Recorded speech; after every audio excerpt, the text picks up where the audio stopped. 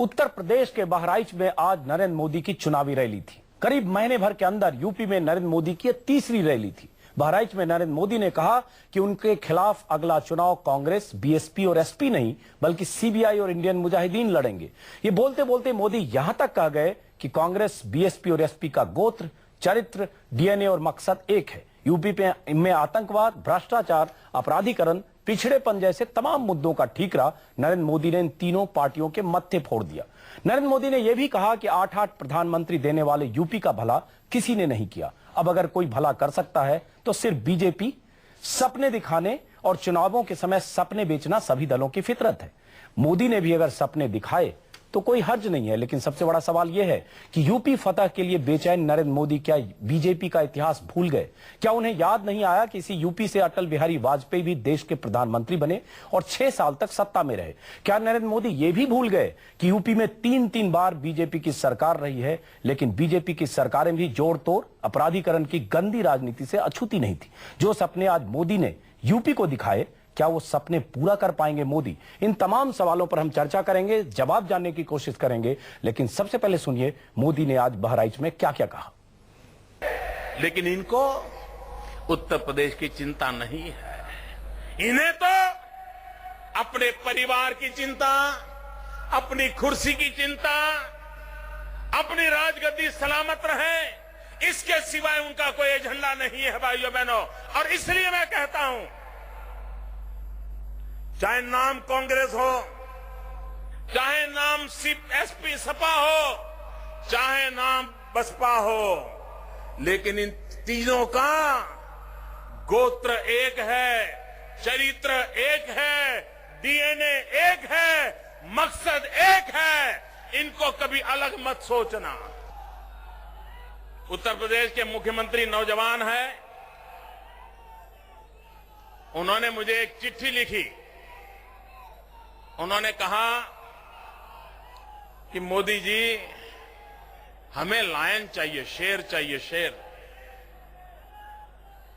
उनको लगा होगा कि मोदी जी शेर की तरह दहाड़ते हैं, तो हम भी यहां लायन ले आएंगे तो हम भी दहाड़ेंगे।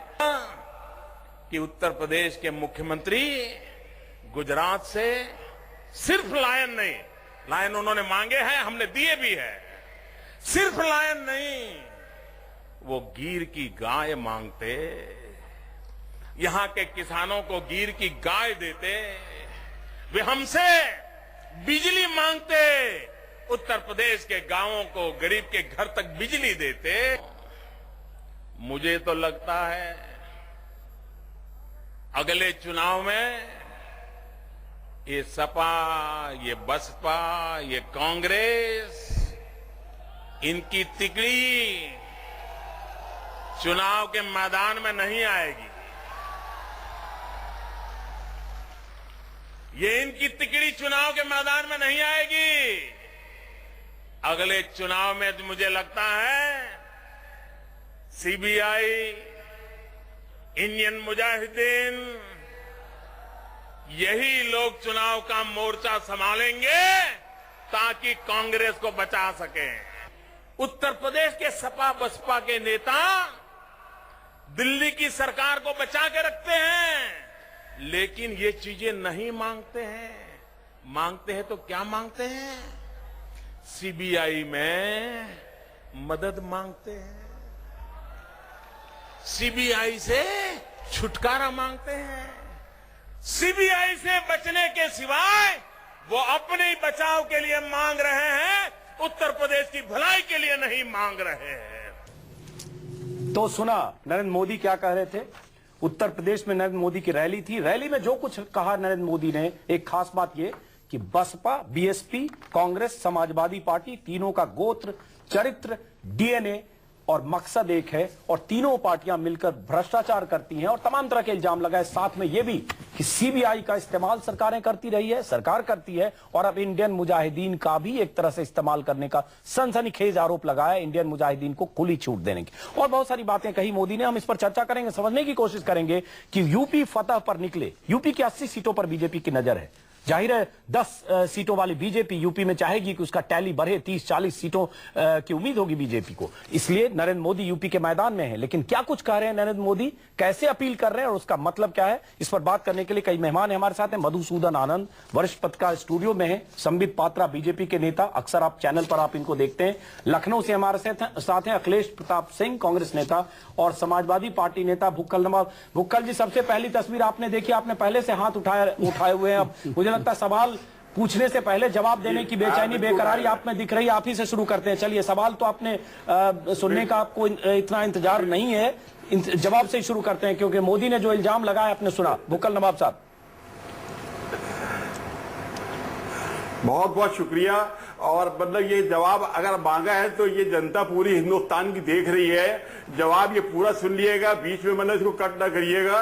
बहुत अच्छे हम आए, आज तक हमें ये नहीं समझ में आ रहा, हमारे दिमाग में ये बात नहीं आ रही है कि 1.5 साल से जो मुख्यमंत्री हमारे यहाँ अखिलेश यादव जी यहाँ पर बने हैं, और इनकी उम्र अगर देखा जाए, जो प्रधानमंत्री बनने के सपने देख रहे हैं, तो ये समझिए कि इनकी ये जितनी उम्र है उससे ज्यादा इनका जो है ये नेतागिरी में गुजर गए हैं।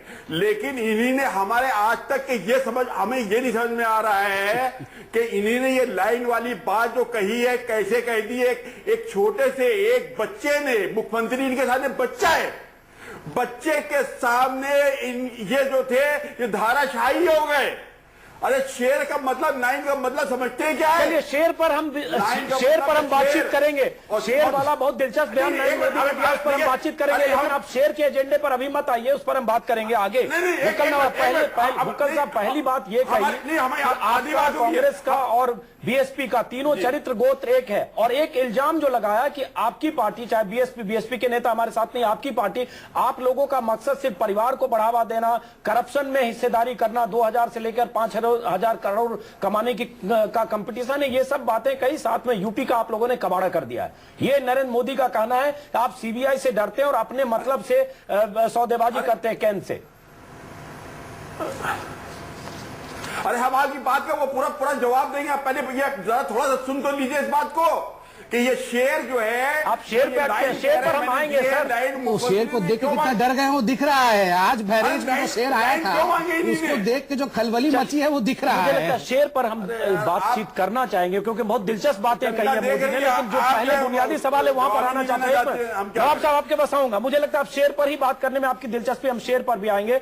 लेकिन अखिलेश जी, जो बातें नरेंद्र मोदी ने कही, नरेंद्र मोदी ने जो बातें कही, उत्तर प्रदेश में मिली भगत, गठबंधन सरकार और यूपी सरकार और दिल्ली सरकार का एक रिश्ता, साथ में सीबीआई का इस्तेमाल, और इस इस्तेमाल का नतीजा है कि यूपी का विकास नहीं। ये मोदी कह रहे हैं, बहुत बड़ा संगीन इल्जाम है। 60 साल अलग अलग ढंग से सरकार यूपी में, राज्य सरकार में भी कांग्रेस की रही है, और अब भी कांग्रेस कहीं न कहीं बहुत ढंग से इस्तेमाल करती है समाजवादी पार्टी का, ये इल्जाम है। सरदार पटेल के लिए भी कह रहे हैं कि बहुत बड़ी मूर्ति लगाने के लिए कह रहे हैं। अखिलेश जी, मैं आपके पास आऊंगा। नवाब साहब, मैं आपके पास आऊंगा। आप सिर्फ शेर पर बातचीत करना चाह रहे हैं, हम आएंगे देखने के लिए। अखिलेश जी, अखिलेश जी, जी, धन्यवाद जी अखिलेश जी, मैं ये पूछ रहा हूं कि जो इल्जाम नरेंद्र मोदी ने लगाए हैं उसमें कांग्रेस पर भी लगाए हैं कि आपका गोत्र, चरित्र और मकसद एक है, समाजवादी पार्टी, बीएसपी और आप लोग मिलकर लूट रहे हैं और यूपी का कबाड़ा कर दिया आपने।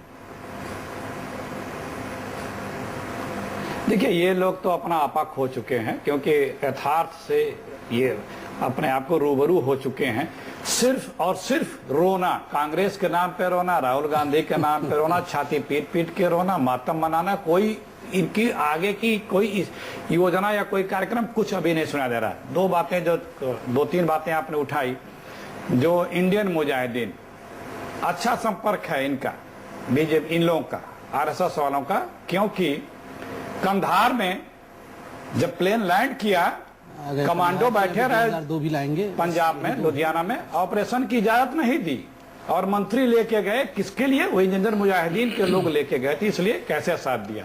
दूसरी बात, कैसे ये उन लोगों की मदद करते हैं जब से ये अपना वार हो रही थी कारगिल की, तो पाकिस्तान के पास फॉरेन करेंसी खत्म हो गई बारूद गोला खरीदने के लिए, रातों रात चीनी इंपोर्ट का ऑर्डर देकर फॉरेन करेंसी दिया, जिससे पाकिस्तान गोला बारूद खरीद सके। अखिलेश जी, हम मुद्दे से भटक रहे हैं, वहीं आ रहा हूं, मैं बता रहा हूं कि कैसे इंडियन मुजाहिदीन के ये बीच पर, चलिए इंडियन मुजाहिदीन और जो बताते हैं यूपी नाम लेने की पॉलिटिक्स, उसके पीछे की राजनीति की हम बात करें और इनके जो नेता प्रतिपक्ष हैं, मैं अंजुम जी दे रहा हूं, नेता जो प्रतिपक्ष इनके हैं माननीय राज्यसभा में, उनको जब ये, वो बड़े वकील भी हैं, उन्हें यह आभास है कि जब इनके बड़े लीडर वकालतनामा कैसे फर्जी बनवाते हैं, इनके मीटिंगों की सीडी और पेन ड्राइव कैसे आ जाती है,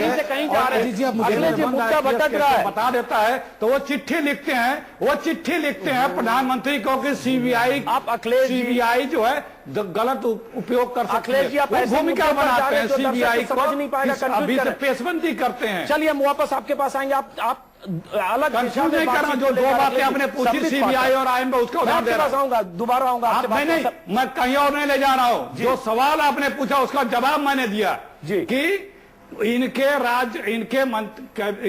नेता प्रतिपक्ष ने प्रधानमंत्री को क्यों चिट्ठी लिखी, इसकी सीबीआई बेईमानी करेगी, क्योंकि उन्हें पता है कि जो आप सुन लीजिए। लेकिन हम सीबीआई की भूमिका पर बहुत बहस नहीं करना चाह रहे हैं, बहुत पहले हो चुकी है। अखिलेश जी, संबित पात्रा, सबसे एक बात, मैं फिर सीबीआई पर कम बात करना चाह रहा हूं, फिर सीबीआई पर मैं सिर्फ यूपी पे चलिए बात करते हैं। यूपी की बात जब करते हैं नरेंद्र मोदी की, यूपी में कुछ नहीं हुआ 60 साल में, और जिस ढंग से बात करते हैं कि उनके पास कोई जादू की छड़ी हो, यूपी में 6 साल जो यूपी से चुने हुए सांसद वाजपेयी जी रहे, उनकी सरकार रही है। यूपी में 3 बार आपकी सरकार रही है, 5 साल राजनाथ सिंह से लेकर 3 मुख्यमंत्री अलग है, बदले आपने कल्याण सिंह से लेकर राजनाथ सिंह। यूपी में बीजेपी का इतिहास, चाहे राज्य सरकार के तौर पर, कहीं ऐसा नहीं है कि आपने कोई विकास का काम करने की कोशिश की। आज जब आप ये बात करते हैं कि यूपी की तकदीर बदलने आए हैं और मोदी इतनी बड़ी बड़ी बातें करते हैं, अपना अतीत देखेंगे तो वो दागदार है आपका। नहीं, देखिए, पहली बात तो है, हम यूपी के विषय में बात कर रहे हैं। अखिलेश जी मेरे बड़े भाई हैं, यूपी के बहुत जाने माने नेता है और बहुत अच्छा बोलते हैं, मगर आज मैं पहली बार इनको फंबल करते हुए देख रहा हूं। और दूसरे यूपी के हमारे बैठे हुए नेता सपा से, वो भी शेर करके डर रहे हैं। तो जिस प्रकार से एक फंबलिंग और डर का माहौल आज जो शेर बहरीच में उतरा है, उससे देखने को मिल रहा है। संभवतः आज पहली बार हिंदुस्तान आपके चैनल से देख रहा है कि यूपी पूरी तरह से डरी और सहमी हुई है, जिस कॉमन डीएनए के विषय में डराना चाह रहे लोगों। नहीं, डराना नहीं, हकीकत वाकई डरावनी है। एक पार्टी के रिप्रेजेंटेटिव यहाँ है नहीं, बीएसपी के, और आज तमाम अखबारों में छपा है बीएसपी की मायावती जी ने बंगलों को जोड़ के एक बड़ा सा जो है महल बनाया है, और इनके मनीष तिवारी सफाई दे रहे हैं। तो ये जो गठबंधन, ये जो नेक्सस चल रहा है, ये पूरी हिंदुस्तान देख रही है कि कौन मैच फिक्स्ड है और किस प्रकार ये तीनों पार्टी मिलकर मैच फिक्सिंग करके हिंदुस्तान की राजनीति को गुमराह कर। चलिए, एक नेक्सस है जिसका मोदी जिक्र कर रहे हैं, क्या मधुसूदन आनंद ये लोगों को समझ में आएगा जो बार बार मोदी जी, मैं बताना को चाहता हूँ, तीनों को चिन्हित करके कि नेक्सस है। पहले एक नारा दिया उन्होंने, सबका सफाया करो, समाजवादी पार्टी, स से समाजवादी पार्टी, ब से बसपा, क से कांग्रेस। आज वही बात करें, डीएनए गोत्र एक है। एक तरह से तीनों को निशाने पर लेकर चिन्हित कर रहे हैं, ये जनता में मैसेज किस तरह से देना चाह रहे हैं? देखिए, कुल मिला के वोटों का ध्रुवीकरण करने का प्रयास है। क्या बात कही है मोदी ने कहा है कि ये जो चुनाव जीतना चाहते हैं,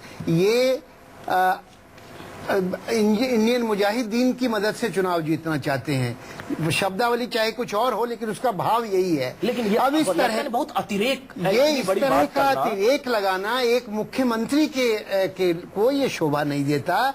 ये चुनाव को कहां ले जाना चाहते हैं? जब वो आईएम का नाम लेंगे तो उससे, क्योंकि चाहे ये सच्चाई ये है कि उसमें कौन लोग हैं, वो एक वर्ग विशेष के लोग हैं, उनको आइसोलेट करेंगे इस तरह से। और एक तरफ ये कहते हैं हिंदू और मुसलमान मिलकर गरीबी को दूर करें, दूसरी तरफ इस तरह की बात करते हैं। ये कुल मिला के ये कहना चाहते हैं कि ये तीनों पार्टियां एक साथ मिली हुई हैं और हम सबसे ज्यादा दूध के धुले हुए हैं। इसलिए इन तीनों पर प्रहार करके वे ये साबित करना चाहते हैं कि हम जो है इनसे विक्टिमाइज हुए हैं, इसलिए हमें वोट दीजिए, ये कहने की कोशिश कर रहे हैं। और पूरा का पूरा विखंडन की राजनीति इसमें